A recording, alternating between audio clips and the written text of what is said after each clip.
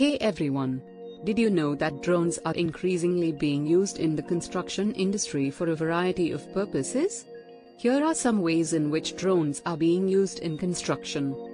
Surveying and mapping. Drones can be equipped with high-resolution cameras and sensors to quickly and accurately survey and map construction sites.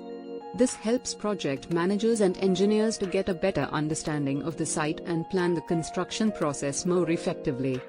Inspections. Drones can be used to conduct inspections of construction sites, buildings, and infrastructure.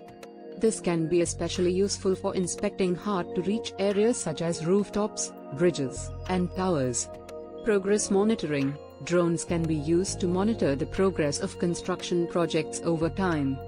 This can help project managers to identify potential delays or issues and make adjustments to the construction process accordingly. Safety. Drones can also be used to enhance safety on construction sites. For example, drones can be used to monitor workers and ensure that they are following safety protocols. They can also be used to detect potential hazards and alert workers to dangerous conditions. Overall, drones offer a range of benefits to the construction industry, including improved efficiency, accuracy, and safety. Thanks for watching. Like and subscribe for more content related to this.